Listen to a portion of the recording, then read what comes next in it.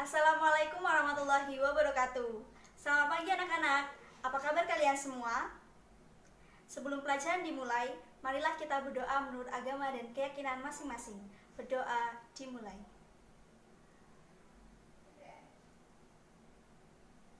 Doa selesai.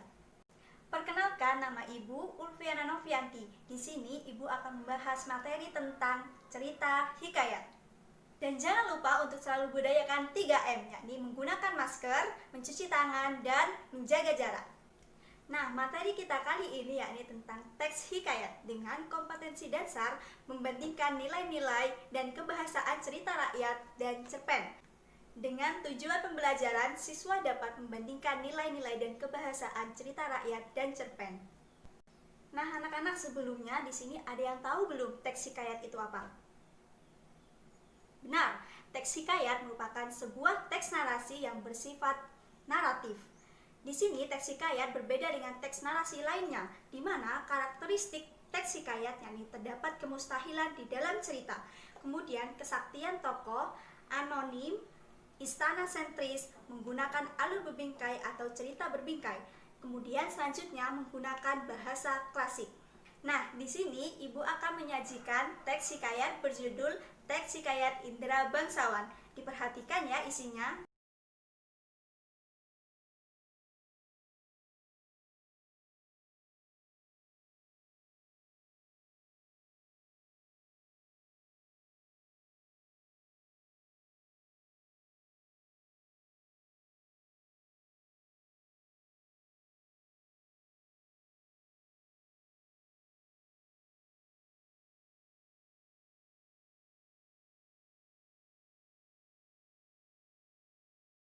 Nah, isi cerita tadi menceritakan tentang dua putra raja kembar yang bernama Indra Bangsawan dan Syahperi.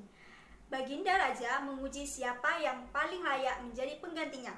Ia kemudian menyuruh kedua putra kembarnya untuk mencari buluh pelindung. Dalam perjalanan keduanya terpisah karena hujan dan badai yang sangat besar. Syahperi membantu Putri Ratnasari dan dayang-dayangnya yang ditawan oleh Garuda. Akhirnya, Syahperi menikah dengan Putri Ratnasari.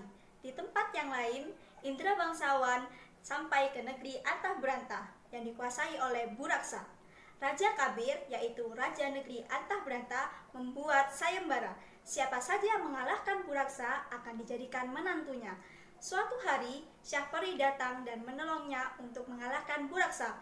Namun akhirnya Indra Bangsawanlah yang menikah dengan Putri Kemalasari setelah berhasil membunuh Buraksa. Nah, setelah kalian memahami isi dari hikayat Indra Bangsawan, sekarang mari kita belajar tentang nilai-nilai yang terdapat di dalam hikayat Indra Bangsawan. Nah, nilai yang pertama yakni ada nilai agama, di mana konsep nilai ini pasrah kepada Tuhan setelah berusaha. Dengan kutipan teks yakni maka ia menyerahkan dirinya kepada Allah Subhanahu wa Ta'ala dan berjalan dengan sekuat tenaga. Kemudian yang kedua ada nilai sosial, yakni konsep nilainya tidak melihat perbedaan status sosial, di mana kutipan teks si kembar menolak dengan menyatakan bahwa dia adalah hamba yang hina, tetapi Tuan Putri menerimanya dengan senang hati. Kemudian nilai yang ketiga yakni edukasi, di mana kewajiban belajar ilmu agama sejak kecil. Dengan kutipan teks, maka Akanda Baginda yang dua orang itu pun sampailah usia 7 tahun dan dititahkan pergi mengaji kepada Mu'alim Sufan. Nah, nilai yang terakhir yakni nilai moral, di mana tidak bekerja keras untuk mendapatkan sesuatu. Dengan kutipan teks, Hatta datanglah ke 9 orang anak raja meminta susu kambing yang disangkanya susu harimau beranak muda itu. Nah, setelah kalian mengetahui nilai-nilai dari hikayat Indra Bangsawan, sekarang kita pelajari ciri kebahasaan yang terdapat di dalamnya. Nah, ciri kebahasaan yang pertama di dalam hikayat yakni banyaknya menggunakan konjungsi di dalamnya. Konjungsi itu apa sih? Konjungsi adalah kata penghubung. Penggunaan konjungsi di sini sering ditemukan di dalam hikayat. Perhatikan pada potongan cerita hikayat Indra Bangsawan sebagai berikut. Nah, selanjutnya terdapat banyak menggunakan kata arkais, di mana kata arkais adalah kata yang sudah jarang digunakan atau bahkan sudah asing. Ada beberapa kata arkais di dalam hikayat Indra Bangsawan, seperti contohnya yang pertama kata beroleh, di mana kata beroleh ini memiliki makna mendapat. Kemudian kata titah, di mana dengan makna kata atau perintah. Selanjutnya ada kata bulu, di mana kata bulu ini memiliki makna yakni tanaman berumpun, berakar serabut, batangnya beruas-ruas, berongga dan keras. Kemudian dengan arti juga sebagai bambu atau aur. Selanjutnya ciri kebahasaan yang ketiga yakni menggunakan majas.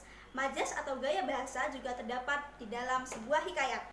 Majas pada hikayat Indra Bangsawan ditunjukkan sebagai berikut, di mana yang pertama ada majas antonomasia. Majas antonomasia yaitu majas yang menyebutkan seorang berdasarkan ciri atau sifatnya yang menonjol.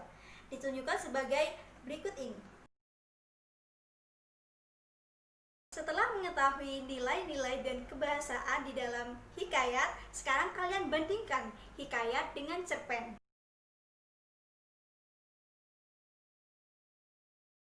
Nah, setelah kalian mempelajari nilai-nilai dari hikayat dan cerpen, keduanya memiliki persamaan, yakni ada nilai moral, nilai keagamaan, nilai edukasi, dan lain sebagainya.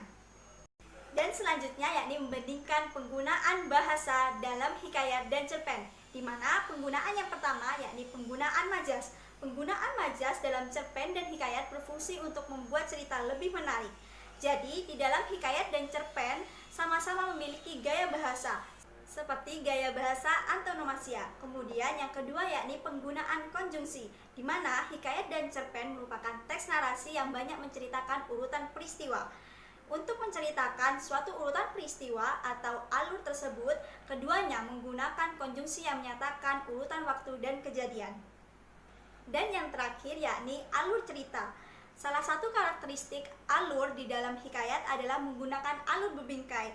Alur bebingkai yang dimaksud yaitu cerita rakyat yang di dalamnya masih mengandung unsur cerita atau dalam artian di dalam cerita terdapat cerita lain. Sedangkan cerpen memiliki alur tunggal, yaitu alur yang terjadi pada sebuah cerita yang memiliki satu jalan cerita saja. Nah, setelah mengetahui perbandingan nilai-nilai dan kebahasaan di dalam hikayat dan cerpen, jika kalian ingin mempelajari pelajarannya lebih lanjut, kalian bisa mencari hikayat di dalam beberapa buku atau internet. Kemudian, kalian bandingkan nilai-nilai yang terdapat di dalam hikayat dan cerpen. Nah, kesimpulan pada pembelajaran hari ini yakni hikayat adalah salah satu jenis cerita yang disajikan dengan menggunakan bahasa yang klasik. Kemudian nilai-nilai yang terkandung di dalam hikayat sama dengan nilai-nilai yang terdapat dalam cerpen. Hikayat juga banyak dijumpai penggunaan kata penghubung dan kata arkais. Selanjutnya, persamaan hikayat dan cerpen antara lain yakni dapat dilihat dari penggunaan bahasa, gaya bahasa, dan alur. Sekian pembelajaran yang dapat Ibu sampaikan. Kurang lebihnya mohon maaf. Terima kasih. Wassalamualaikum warahmatullahi wabarakatuh.